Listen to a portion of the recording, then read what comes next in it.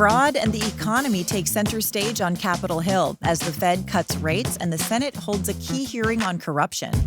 The most openly abused and shockingly corrupt program in the federal government is so-called set-aside contracting. I'm Georgia Howe with Daily Wire Executive Editor John Bickley. It's Thursday, December 11th, and this is Morning Wire.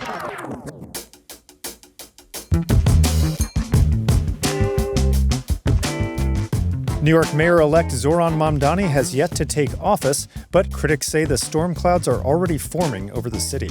We put together a team of more than 400 New Yorkers who bring with them both a fluency of the policies and politics of the city, the places that they've succeeded, the places that they've failed. And as new estimates put Minnesota's massive fraud scandal even higher than previously believed, lawmakers call for tougher federal oversight on relief programs.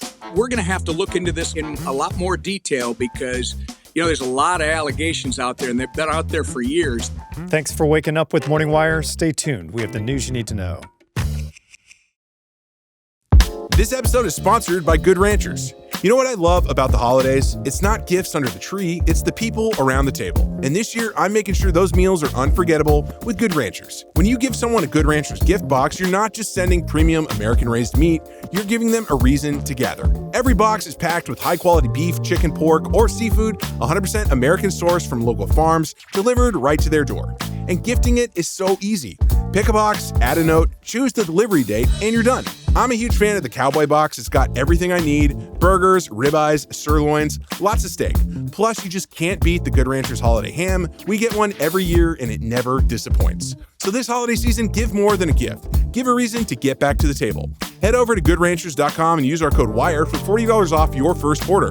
Plus, when you subscribe, you'll get free premium cuts like chicken thighs, Wagyu burgers, or bacon in every order for life. That's goodranchers.com, code WIRE for $40 off, plus free meat for life. Goodranchers.com. Let's get back to the table. The Senate is investigating a multi-billion-dollar DEI fraud scheme as the Federal Reserve lowered interest rates, sending markets soaring. Daily Wire senior editor Cabot Phillips is here to break it all down.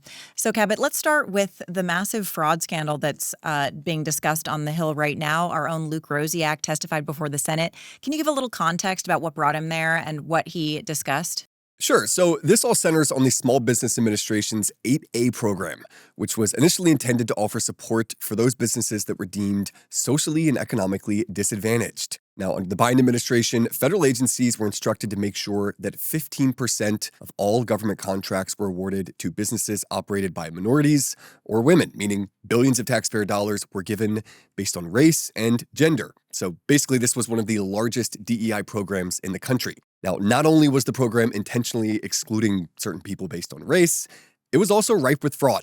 Daily Wire investigative reporter Luke Rosiak has documented countless cases in which minority-owned businesses would win a contract and then outsource nearly all of the work to non-minority-owned businesses, pocketing most of the money in the process. In many other cases, large government contractors like Deloitte or Booz Allen Hamilton would seek out minority-owned businesses to secure contracts on their behalf through the 8A program, and then those smaller businesses would keep a huge chunk of the money while the larger contractor would do all of the work.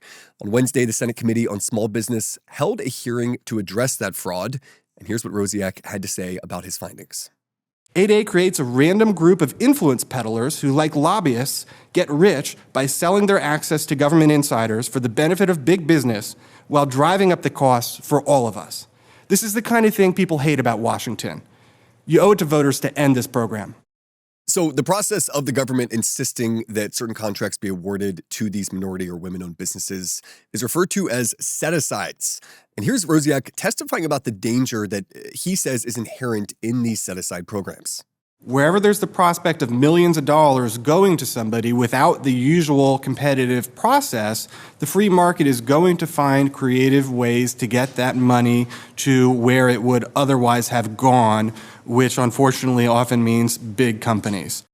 Now, across town, also in Washington, there were some developments on the economy, something that will affect a lot of our listeners. What's the latest with the interest rate? So on Wednesday, the Federal Reserve Board voted again to cut interest rates by a quarter point to the 3.5 to 3.75% range. That means the rates have now come down by almost 2% over the last year and a half. They're now at their lowest point in more than 3 years. So typically rates are raised when inflation is high and then lowered when the labor market is cool. But ultimately, the Fed board, led by Chair Jerome Powell, viewed the labor market as a more pressing matter. And they said that these cuts would help get hiring going again and lower unemployment. Here's Powell explaining their decision and talking about those conflicting issues between the labor market and inflation. In the near term, risks to inflation are tilted to the upside and risks to employment to the downside, a challenging situation. There is no risk-free path for policy as we navigate this tension between our employment and inflation goals. Now, speaking of Jerome Powell, President Trump has not been secretive at all about his displeasure with him. Powell's term is coming up this spring. President Trump is going to be replacing him.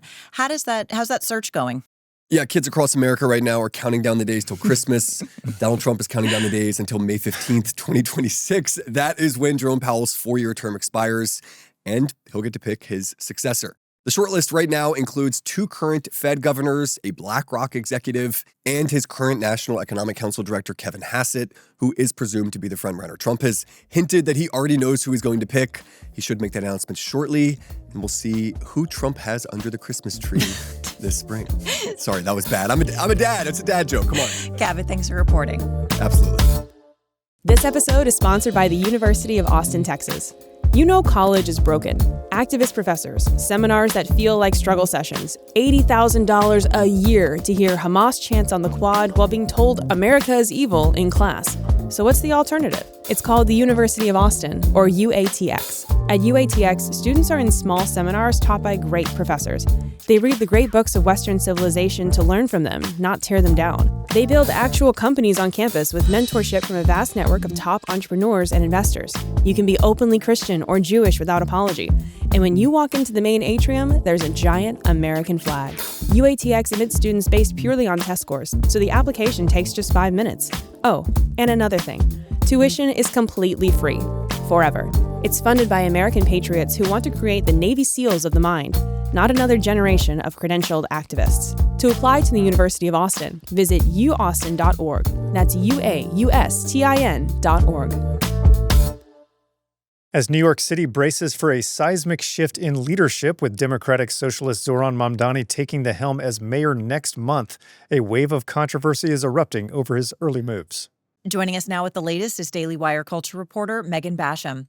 So, Megan, a lot of political pundits, particularly those on the right, warned that Mamdani would endanger public safety with his undermining of law enforcement. And now they say there's some strong evidence that those claims are vindicated. What's the latest? Yeah, so one of his most controversial moves, Georgia, is that he just put out this video addressed to immigrants in which he told them that they have a right to resist ICE. So this is what he said. We can all stand up to ICE if you know your rights. If you encounter ICE, these are the things that every New Yorker should know. First, ICE cannot enter into private spaces like your home, school, or a private area of your workplace without a judicial warrant signed by a judge. That looks like this. If ICE does not have a judicial warrant signed by a judge, you have the right to say, I do not consent to entry, and the right to keep your door closed. So critics argue that this goes beyond merely explaining constitutional rights, and some say that it could embolden illegal aliens, even those with criminal records, to resist or evade ICE efforts to, start to deport illegal aliens. And I think we need to remember that pre-election, Mamdani did call ICE reckless, and he vowed to, quote unquote, fight back against them. Well, and of course, the backdrop to that is Trump is continuing with this deportation push. Now, pivoting specifically to Mamdani's transition team, a lot of people are reading the tea leaves there. What are we hearing about that? Yeah, so this has been an explosive topic because Mamdani has tapped a man named, and I'm possibly going to get the pronunciation wrong, but it's Myson Lennon to be a key voice on justice reform on his Committee on the Criminal Legal System. Now, Lennon was once a rising hip-hop star. He had a contract with Def Jam, but in 1999, he was convicted of 2 armed robberies, specifically for holding up taxi drivers with a gun, and he served 7 years years and was finally paroled in 2006. He then rebranded as something of a Black Lives Matter activist, and he founded this group Until Freedom with a woman named Linda Sarsour, and she's a controversial pro-Palestinian activist, and she's also served as a Mamdani advisor. So law enforcement, as you can imagine, is pretty apoplectic about this. The Corrections Officers Union head, Benny Boscio, called it, quote, disheartening and deeply disturbing. And retired NYPD brass like John Chell say that it's a pattern of Mamdani filling his team with these anti-cop firebrands. People like Black nationalist Lumumba Mandela and defund the police guru Alex Vitale and others. And that includes a left-wing social justice activist who once named a convicted cop killer as one of the people that she would like to spend an afternoon with. So Mamdani says that he just wants people on this committee and advising him who have a broad array of experiences and analysis to draw from. Now, what about the homeless policy? We've seen reports that he's going to be changing course there. Yes. So Mamdani has pledged to end this longstanding practice of clearing out homeless encampments across the city under outgoing Mayor Eric Adams. These kinds of sweeps and cleanups were very common, a central part of maintaining what Adams called quality of life and public safety enforcement. But Mamdani said that unless the city can deliver stable, permanent housing, forcing people off the streets will not accomplish anything. Instead, he plans to shift to what he called a housing-first approach. That includes things like providing housing through rental units, possibly housing vouchers to the homeless. But Adams, who we need to remember is a Democrat himself, has warned that this is, quote, idealism colliding with realism. He and other critics are warning that Mamdani's policies could very well lead to sprawling encampments, deteriorating public spaces, and overall a loss of public safety and quality of life. Well, he's going to learn, just like Los Angeles learned, about what happens when you don't clean up your homeless.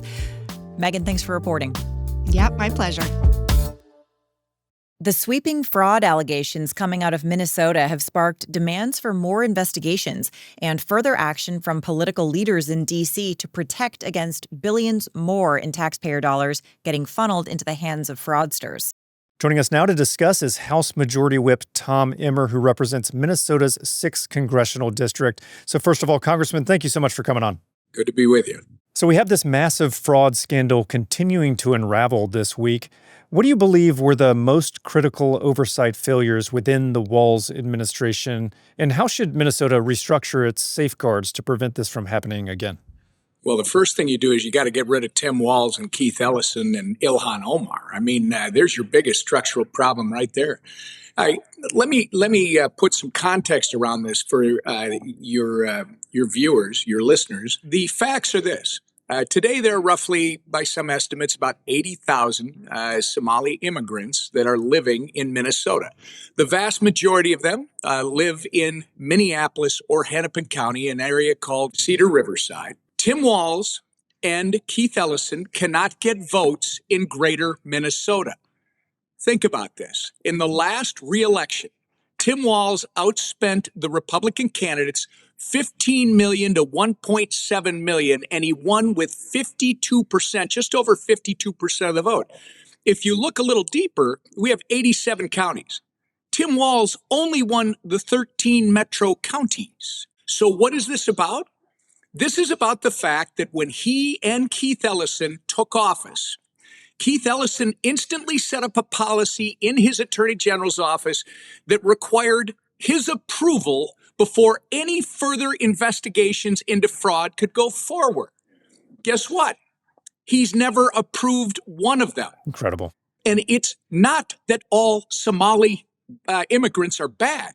It just so happens that 90% of the crimes we're talking about have been committed by people that are in the Somali community. And by the way, they have been sending millions back to Somalia into the hands of al-Shabaab, so a known terrorist group. So if you look at Keith Ellison, he won by a little less than 1 point in his last election. What is this all about?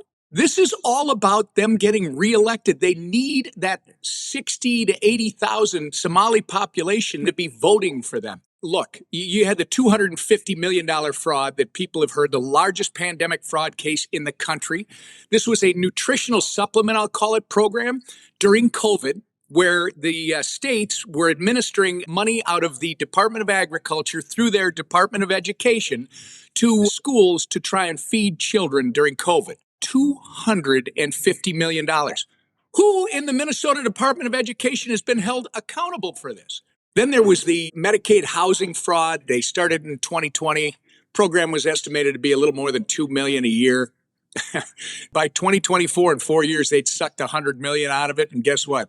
They shut her down just last October after they sucked another $61 million out of it and they realized the fraud. Is there any action being taken to hold people accountable if they did look the other way knowingly? What investigations are going on with that, and what do you hope to see pursued? Look, I think our U.S. Justice Department is starting to pick up where Minnesota should have been involved, investigating not only the fraud, but who might have been not just incompetent, but actively engaged in the fraud, because they should be held criminally responsible. You've got Dr. Oz, who's investigating a fraud in the Medicaid program.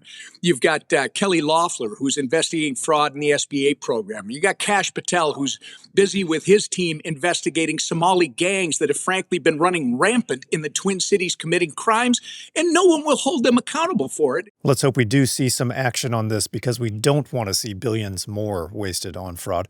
Congressman Emmer, thank you so much for joining us. Yeah, thank you again for covering it. Really appreciate it. Thanks for waking up with us. And if you're listening to the show, now you can watch for free on Daily Wire Plus. We'll be back later this evening with more news you need to know.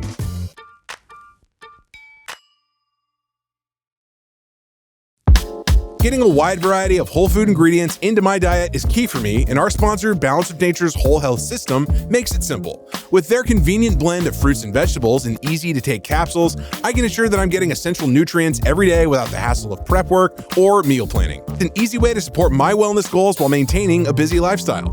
Balance of Nature's Whole Health System supplements are incredibly versatile and easy to work into your daily routine. The Fiber and Spice supplement blends smoothly into your favorite drinks, and if you prefer, you can even open up the fruit and veggie capsules and mix the powder directly into a smoothie or sprinkle it over your meals. What makes these supplements special is that they're packed with 47 ingredients from 100% real, whole fruits, vegetables, spices, and fibers, everything from psyllium husk and flaxseed to mango, pineapple, and wild blueberries, as well as so much more. It's a simple way to give your body the nutrition it needs every day.